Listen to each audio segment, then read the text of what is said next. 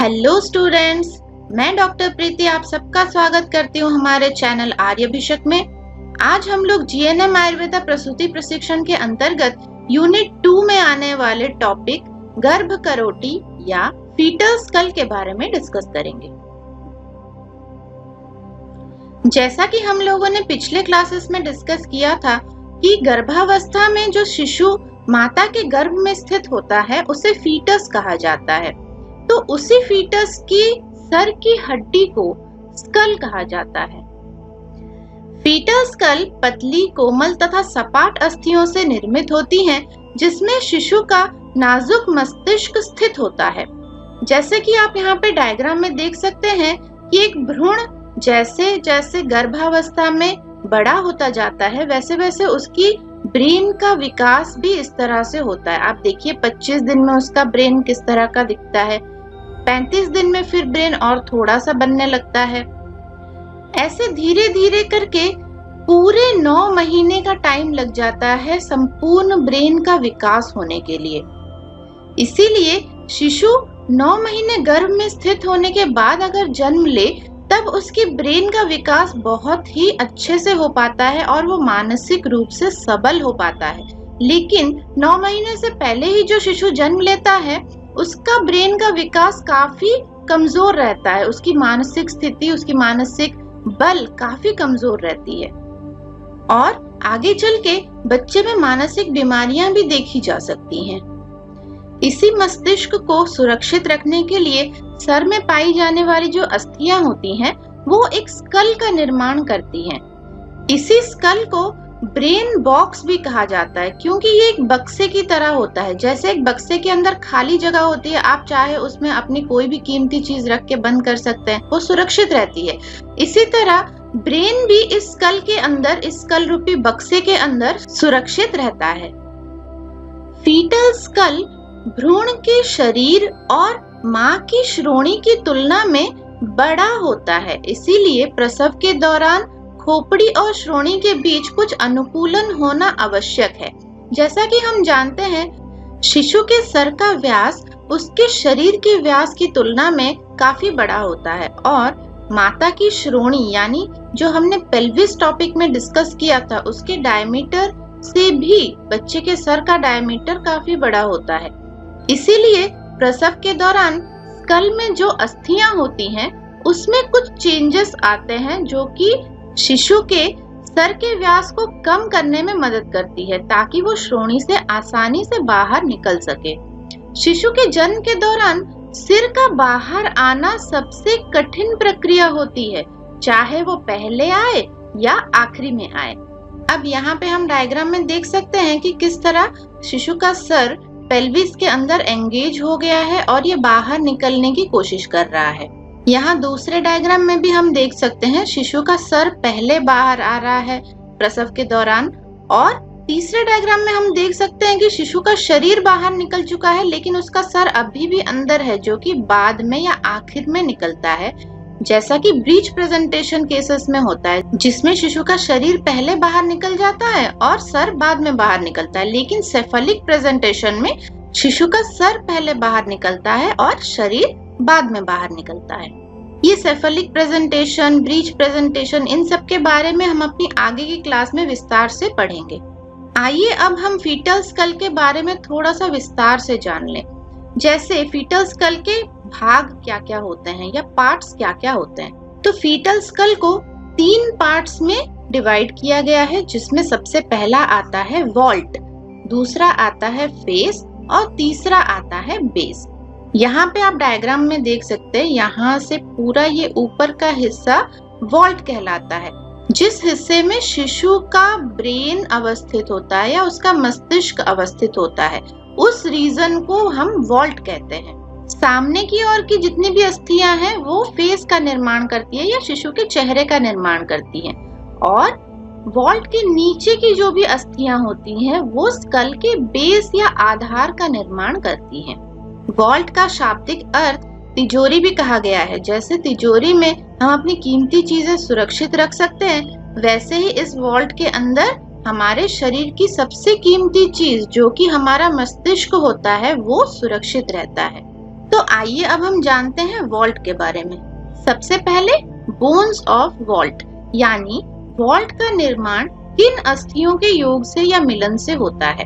तो वॉल्ट का मैक्सिमम हिस्सा इन 5 अस्थियों के योग से बनता है, जिसमें एक ऑसिपिटल बोन होता है, 2 पैरेटल बोन्स होते हैं और 2 फ्रंटल बोन्स होते हैं। यहाँ पे हम लोग डायग्राम में देख सकते हैं, ये जो सामने की हड्डी आपको दिख रही है, मैं यहाँ पे इसको कलर करने की कोशिश कर रही हूँ, ये फ्रंटल बोन है।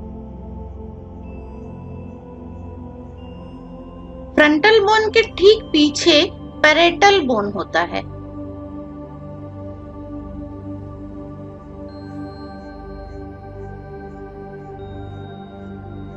ये पिक्चर एक साइड से ली गई है, तो एक साइड में एक फ्रंटल बोन, दूसरी साइड में दूसरा फ्रंटल बोन। वैसे ही एक साइड में एक पैरेटल बोन और दूसरी साइड में दूसरा पैरेटल बोन। तो फ्रंटल बोन्स 2 हो गई और पैरेटल बोन्स भी 2 हो गई। बाकी पीछे का जो एरिया है, पोस्टीरियर एरिया जो होता है, वो ऑसिपिटल बोन से बना होता है। जो ये वाली हड्डी आपको दिख रही होगी, ये ऑसिपिटल बोन है। ये एक ही होती है और ये स्कल के पीछे का पोर्शन बनाती है। इसके अलावा टेम्पोरल बोन का ऊपर का कुछ हिस्सा भी वॉल्ट बनाने में पार्टिसिपेट करता है, लेकिन पूरी टेम्पोरल बोन पार्टिसिपेट नहीं करती है। इसलिए वॉल्ट निर्माण करने में जो 3 प्रकार की प्रमुख अस्थियां होती हैं, वो फ्रंटल बोन, पैरेटल बोन और ऑसिपिटल बोन होती हैं। आइए अब जानते हैं ऑसिपिटल बोन के बारे में। सिर के पश्च भाग में रहता है और ऑसिपुट का क्षेत्र बनाता है। हम लोग क्षेत्र बाद में पढ़ेंगे, लेकिन अभी फिलहाल हम इतना जान लेते हैं कि ऑसिपिटल बोन ऑसिपुट क्षेत्र बनाता है आपके स्कल का। तो यहाँ स्कल के पीछे का एरिया हम लोग देख सकते हैं। ये जो हड्डी आपको दिख रही है, यहाँ से यहाँ तक, ये ऑसिपिटल बोन है। यहाँ नीचे भी आप ऑसिपिटल बोन की डायग्राम देख सकती हैं। ऑसिपिटल बोन को स्कल से अलग कर दिया गया है, ठीक है। तो यहाँ पे आप लोग देख सकते हैं कि ऑसिपिटल बोन कैसी दिखती है। इसका कुछ हिस्सा खोपड़ी के आधार में योगदान देता है, यानी कुछ हिस्सा इसका नीचे स्कल के बेस निर्माण करने में भी मदद करता है। इसमें फोरामेन मैग्नम होता है। फोरामेन मैग्नम होता है जो स्पाइनल कॉर्ड की रक्षा करता है। अब आप इस हड्डी के बीच में ये जो कैविटी देख रहे हैं, ये जो गोल रंध्र देख रहे हैं, ये फोरामेन मैग्नम है। यहाँ पे लिखा है, आप लोग देख सकते हैं, इसे फोरामेन मैग्नम कहा जाता है। ये स्पाइनल कॉर्ड की रक्षा करता है। ब्रेन से जब स्पाइनल कॉर्ड निकलता है तो वह फोरामेन मैग्नम नामक छिद्र से होकर खोपड़ी से बाहर आता है। क्योंकि हमें पता है स्कल के अंदर ब्रेन होता है और ब्रेन से स्पाइनल कॉर्ड निकलता है, तो ब्रेन से जब स्पाइनल कॉर्ड निकलता है वो इस फोरामेन मैग्नम से होकर बाहर आता है और हमारी रीढ़ की हड्डी के बीच में मौजूद वर्टिब्रल कैनल के बीच से गुजरकर नीचे की ओर जाता है। इसके केंद्र में ऑसिपिटल प्रोट्रूबरेंस होता है। अब ये कहाँ होता है, आइए देखते हैं। तो इस हड्डी की जो सेंट्रल एरिया होती है उसे हम केंद्र बोल रहे हैं। ये बीच की जो एरिया है ये ऑसिपिटल प्रोट्रूबरेंस कहलाती है। ये हड्डी का सबसे ऊंचा एरिया होता है, ये बाहर की ओर निकला हुआ होता है, इसीलिए इसको प्रोट्रूबरेंस कहा गया है। और यहाँ एक और बात का ध्यान हमें देना चाहिए कि जब शिशु पैदा होता है तो उसकी सर की सारी अस्थियां काफी नर्म होती हैं। धीरे धीरे ये अस्थियां ऑसिफिकेशन के द्वारा हार्ड होती जाती हैं और ये ऑसिफिकेशन की जो प्रक्रिया है ये ऑसिपिटल बोन में इसी प्रोट्रूबरेंस से शुरू होती है। ऑसिपिटल बोन के बाद जो दूसरा बोन आता है वो है पैरेटल बोन। ये 2 होती हैं, दोनों ही साइड में एक एक मौजूद होती हैं। खोपड़ी के दोनों पार्श्व में अवस्थित होता है। प्रत्येक के ऑसिफिकेशन सेंटर को पैरेटल एमिनेंस कहा जाता है। तो यहाँ हम लोग डायग्राम में देख सकते हैं, ये हमारा पैरेटल बोन है और इसमें भी एक ऊंचा एरिया होता है जिसे पैरेटल एमिनेंस कहा जाता है। इस बोन का भी ऑसिफिकेशन या अस्थिकरण जो विधि है, प्रक्रिया है, वो इस पैरेटल एमिनेंस से ही शुरू होती है। इसका अर्थ क्या है, पैरेटल एमिनेंस की जगह पर ही पहले ये हड्डी हार्ड होती है और फिर धीरे धीरे साइड्स की ओर ये हार्ड होती जाती है। यहाँ नीचे वाली फोटो में भी आप लोग बहुत क्लियरली देख सकते हो पैरेटल बोन, जो कि ब्लू कलर में दिखाया गया है। यहाँ इसके बीच का पोर्शन ये थोड़ा ऊंचा होता है, जो आप अपने सर पे भी महसूस कर सकते हो। अगर हम यहाँ पे हाथ लगाएं तो ये पोर्शन पैरेटल एमिनेंस होता है। सर के दोनों तरफ एक एक पैरेटल एमिनेंस आपको मिलेगा। इसके बाद जो अस्थि वॉल्ट का निर्माण करती है वो है फ्रंटल बोन। ये माथे या सिंसिपुट का निर्माण करती है। जैसे हमने पढ़ा था कि ऑसिपिटल बोन ऑसिपुट का निर्माण करती है, जो कि पीछे की ओर होती है, उसी तरह फ्रंटल बोन सिंसिपुट का निर्माण करती है, जो कि सामने की ओर होती है। तो सामने की ये जो बोन हम यहाँ पे देख सकते हैं, एंटीरियर व्यू ये दिखाया गया है, ये फ्रंटल बोन है। ये दो होती हैं। प्रत्येक के केंद्र में फ्रंटल एमिनेंस होता है। इसमें भी ऑसिफिकेशन प्रोसीजर पहले एमिनेंस से ही शुरू होता है। तो यहाँ सामने माथे के पोर्शन में आपको फ्रंटल एमिनेंस मिलेगा, जो कि थोड़ा ऊंचा होता है और हमारे सर पे भी यहाँ हम लोग महसूस कर सकते हैं। इसे अगर आप अपने सर पे टच करें तो यहाँ हम लोग फ्रंटल एमिनेंस महसूस कर सकते हैं। लेकिन एडल्ट केस में दो फ्रंटल बोन्स नहीं होती हैं, एक ही होती हैं। बचपन में जब शिशु का जन्म होता है तब फ्रंटल बोन्स दो होती हैं और बड़े होते होते ये दोनों बोन्स आपस में मिल जाती हैं या फ्यूज हो जाती हैं और एक ही बोन का निर्माण करती है।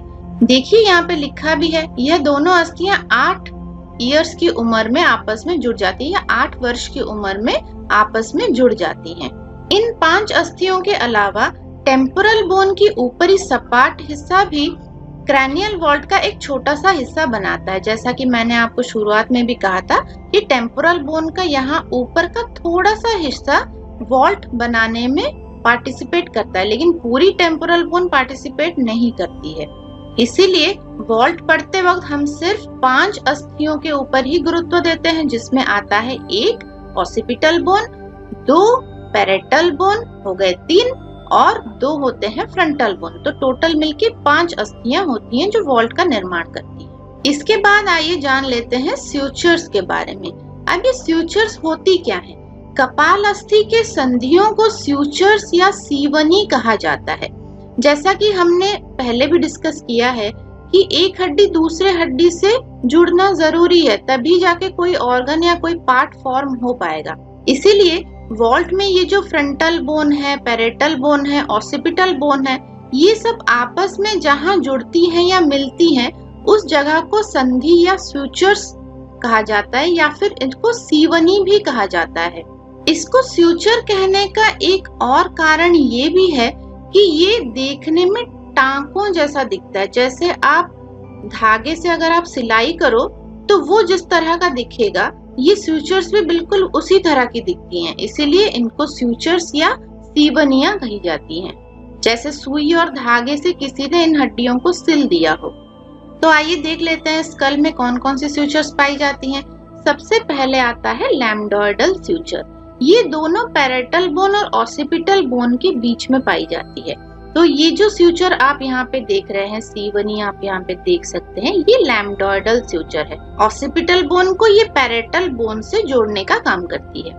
नंबर 2 में आता है सैजिटल स्यूचर। ये दोनों पैरेटल बोन के बीच स्थित है। यहाँ पे जो 2 पैरेटल बोन्स आप देख रहे हैं, इसके बीच में ये जो सीवनी आप देख रहे हैं, इसको सैजिटल स्यूचर कहा जाता है। तो दोनों पैरेटल बोन्स को आपस में कौन जोड़ता है? सैजिटल स्यूचर। उसके बाद नंबर 3 आता है कोरोनल स्यूचर। यह फ्रंटल बोन और पैरेटल बोन के बीच में पाया जाता है।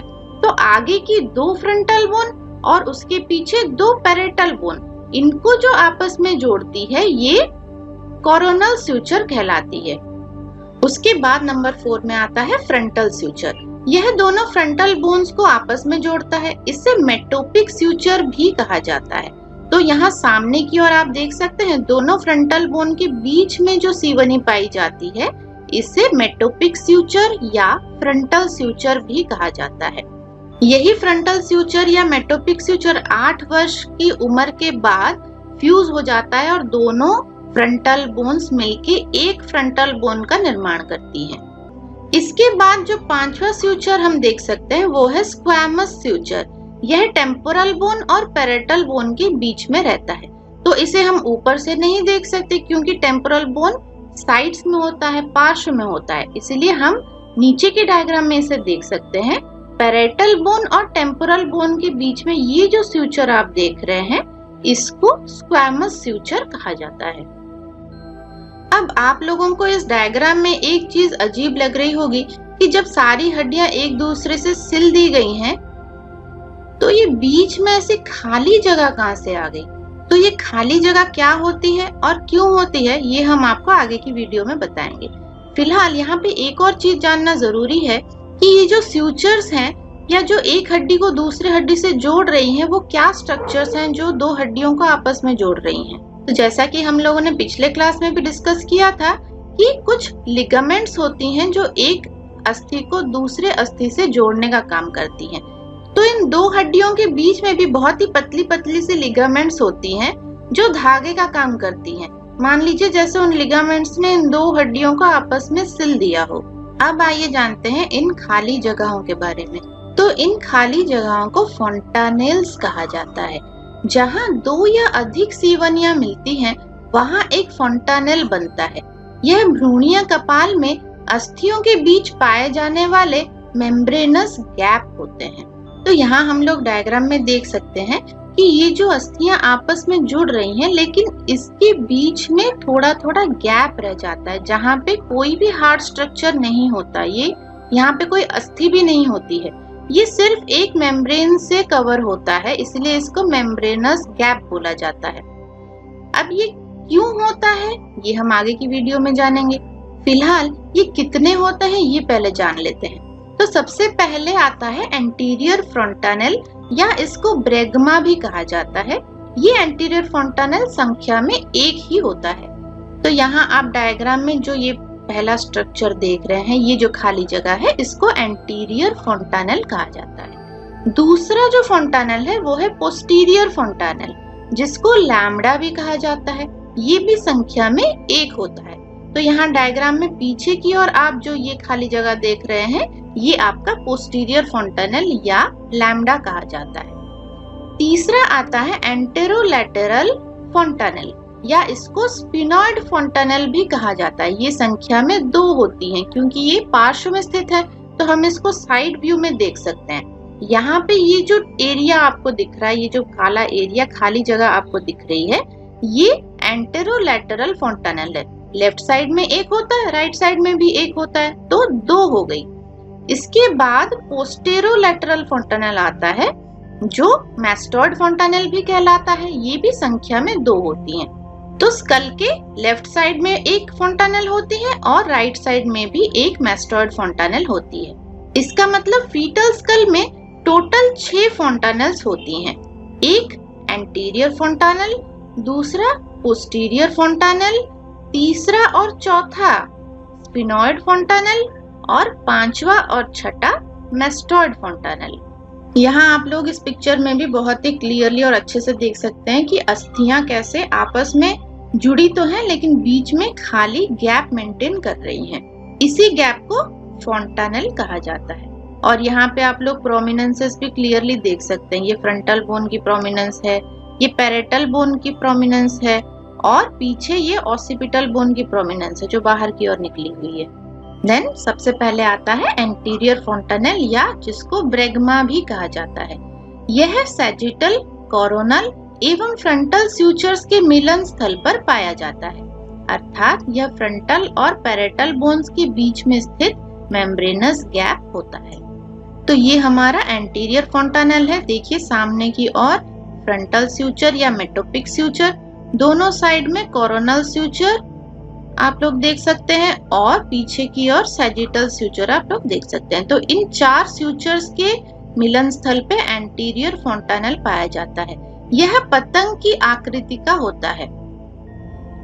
तो ये देखने में पतंग जैसा या रोम्बस शेप का होता है। यह 3 से 4 सेंटीमीटर लंबा और 1.5 से 2 सेंटीमीटर चौड़ा होता है। तो इसकी लंबाई यहाँ 3 से 4 सेंटीमीटर होती है और इसकी चौड़ाई 1.5 से 2 सेंटीमीटर तक होती है। आमतौर पे 18 महीनों तक यह बंद हो जाता है। तो जन्म के बाद करीबन 1.5 साल से 2 साल की उम्र के बीच में ये फोंटानेल बंद हो जाता है। यानी यहाँ पे ये जो अस्थियां हैं ये और आगे की ओर बढ़ जाती हैं और ये फोंटानेल यहाँ पे क्लोज हो जाता है। यहाँ फिर कोई भी खाली जगह या गैप नहीं बचती है। उसके बाद सेकंड में आता है पोस्टीरियर फॉन्टानेल। इसको लाम्बडा भी कहा जाता है क्योंकि ये ग्रीक शब्द लाम्बडा की तरह दिखता है। ये एक सिंबल है जो कि मोस्टली फिजिक्स और केमिस्ट्री में यूज किया जाता है। इसको लैम्बडा कहते हैं और ये जो फॉन्टानेल है ये कुछ लाम्बडा जैसा ही दिखता है। तो पीछे की ओर आप देख सकते हैं ये पोस्टीरियर फॉन्टानेल है और ये दिखने में कैसा है, ये लाम्बडा जैसा है। यह लैम्बडोइडल स्यूचर एवं सैजिटल स्यूचर के मिलन स्थल पर पाया जाता है। लैम्बडोइडल स्यूचर जो कि ऑसिपिटल बोन को पैरेटल बोन से जोड़ता है, ये लैम्बडोइडल स्यूचर है। और दोनों पैरेटल बोन को जोड़ने वाला सैजिटल स्यूचर, ये तीन स्यूचर जहाँ पे मिलते हैं वहां पे ये लैम्बडा शेप का या ट्रायंगुलर शेप का पोस्टीरियर फॉन्टानेल निर्माण होता है। यह एक छोटा एवं त्रिकोणीय आकार का होता है। तो यहाँ पर मैंने अभी बताया कि ये ट्रायंगुलर शेप का या त्रिकोणीय आकार का होता है। यह 6 सप्ताह की आयु तक बंद हो जाता है। तो जन्म के 1.5 महीने से लेकर 2 महीने के अंदर शिशु का पोस्टीरियर फॉन्टानेल क्लोज हो जाता है। फिर ये आपके हाथ को फील नहीं होगा, यहाँ पे कोई भी मेम्ब्रेनस गैप आपको फील नहीं होगी। ये सारी हड्डियां ग्रो कर जाएंगी और ये जो खाली जगह है ये भर जाएगी। तीसरा जो फॉन्टानेल है ये है एंटेरोलैटरल फॉन्टानेल या इसको स्फिनॉइड फॉन्टानेल भी कहा जाता है। यह फ्रंटल, पैरेटल, टेम्पोरल और स्फिनॉइड बोन्स के मिलन स्थल पर बनता है। तो सामने की ओर फ्रंटल बोन, ऊपर की ओर पैरेटल बोन, नीचे की ओर टेम्पोरल बोन और स्फिनॉइड बोन के कुछ पार्ट के मिलन स्थल पे ये बनता है जिसको स्फिनॉइड फॉन्टानेल भी कहा जाता है। इसकी कोई रेगुलर शेप नहीं होती है, यह इरेगुलर शेप का होता है और फीटल स्कल के दोनों पार्श्व में पाया जाता है। यानी लेफ्ट में एक एंटेरोलैटरल फॉन्टानेल होता है और राइट में भी एक एंटेरोलैटरल फॉन्टानेल होता है। यह 6 माह की आयु तक बंद हो जाता है एवं अस्थिकरण के बाद यह टेरियन का निर्माण करता है। तो जब शिशु 1.5 महीने का हो जाता है तब ये एंटेरोलैटरल फॉन्टानेल क्लोज हो जाता है, यानी सारी हड्डियां यहाँ पे ग्रो कर जाती हैं और ये खाली जगह भर जाती है। लेकिन बीच में एक सर्कुलर रीजन क्रिएट हो जाता है जो थोड़ा सा अंदर की ओर दबा हुआ होता है। इसको टेरियन कहा जाता है।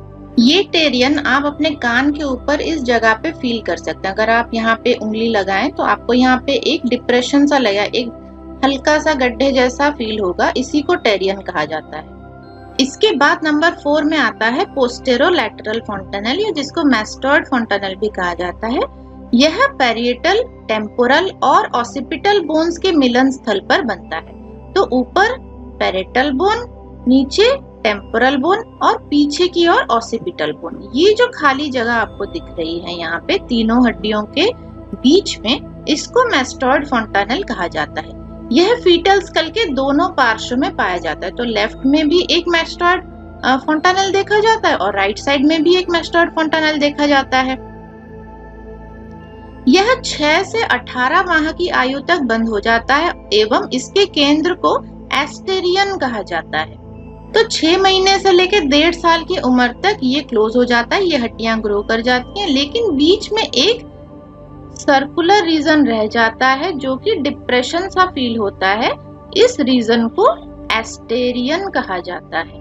इन सभी प्रकार के फॉन्टानेल्स में ये जो एंटीरियर फॉन्टानेल और पोस्टीरियर फॉन्टानेल है ये प्रसव के दौरान बहुत ही इंपॉर्टेंट रोल प्ले करती है। लेकिन ये जो एंटेरोलैटरल फॉन्टानेल और पोस्टेरोलैटरल फॉन्टानेल है ये प्रसव के दौरान इतना इम्पोर्टेंट नहीं होती हैं, बट फिर भी हम यहाँ पे याद रख सकते हैं कि फीटल स्कल में टोटल 6 फॉन्टानेल्स होती हैं। इसके बाद आइए देखते हैं स्यूचर्स और फॉन्टानेल्स के महत्व क्या होते हैं। सबसे पहले प्रसव के दौरान यह मोल्डिंग की प्रक्रिया में सहायक होता है।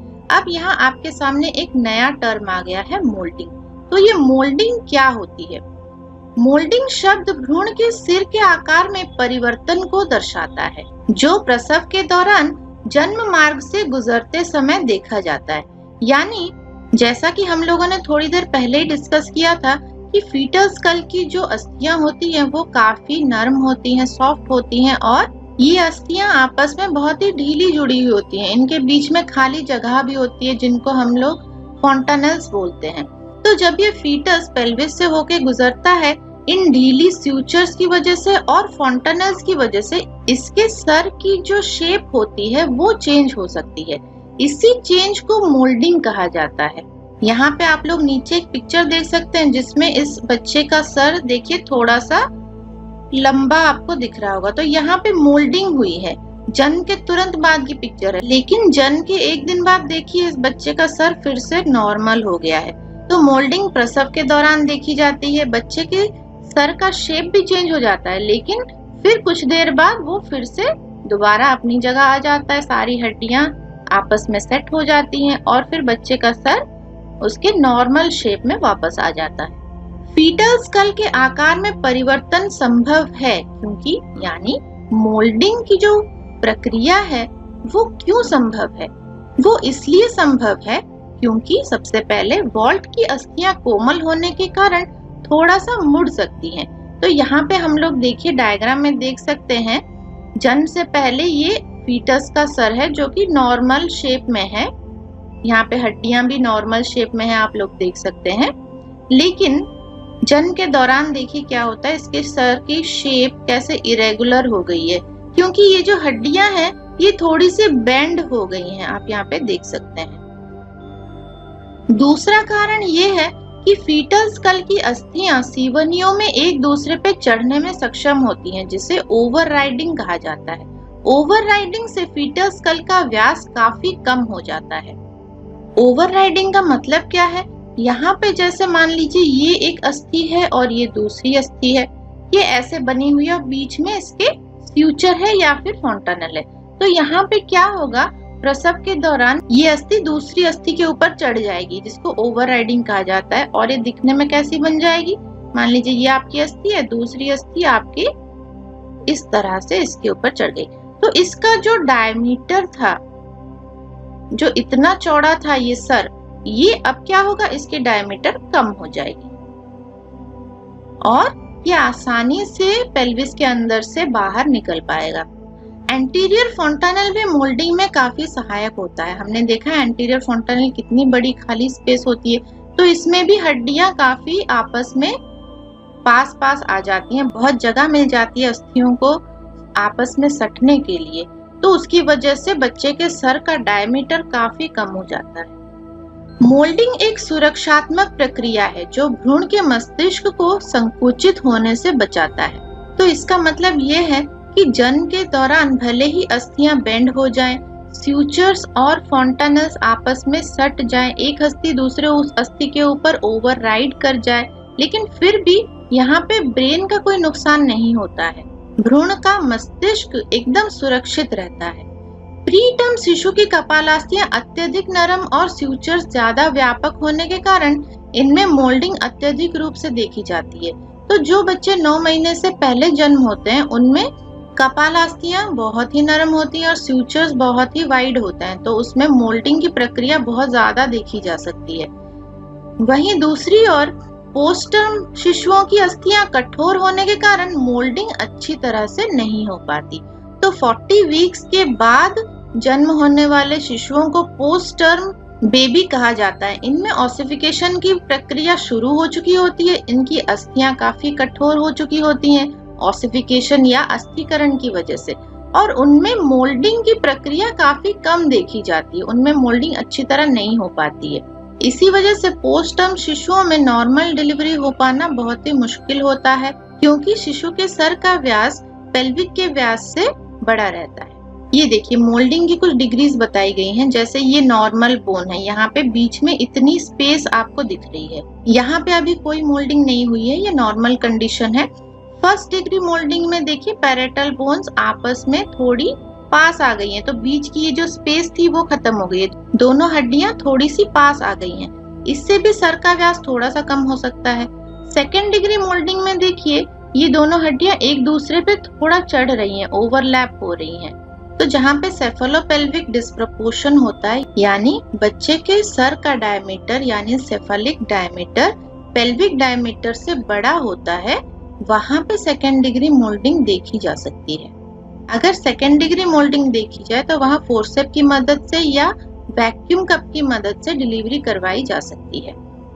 यहाँ थर्ड डायग्राम में आप लोग थर्ड डिग्री मोल्डिंग देख सकते हैं, जहाँ पे दोनों पैरेटल बोन्स एक दूसरे पे काफी ओवरलैप हो गई हैं। पैरेटल बोन्स की इतनी सीवियर मोल्डिंग कभी भी नॉर्मल नहीं होती है और ये सीपीडी का सबसे बड़ा साइन होता है और इस केस में हमें नॉर्मल डिलीवरी के लिए कभी नहीं जाना चाहिए। इस केस में पेशेंट को सीएस के लिए ही एडवाइस करना चाहिए। ये टॉपिक हम अपनी नेक्स्ट क्लास में भी कंटिन्यू करेंगे। आई होप आप लोगों को आज जितना भी पढ़ाया गया है वो आप लोगों को समझ में आया होगा। अगर आपको कोई भी डाउट हो आप हमें कमेंट बॉक्स में जरूर लिखिए, हम आपके डाउट क्लियर करने की कोशिश जरूर करेंगे। आप हमारा चैनल सब्सक्राइब कर लीजिएगा और बेल आइकन जरूर दबाइएगा ताकि आगे जब भी कोई क्लास अपलोड की जाए वो आपके पास नोटिफिकेशन आ जाए। इसके अलावा आप लोग अपने फ्रेंड्स के साथ ये वीडियो जरूर शेयर कीजिए। फिलहाल आज के लिए इतना ही, फिर मिलते हैं अगली क्लास में।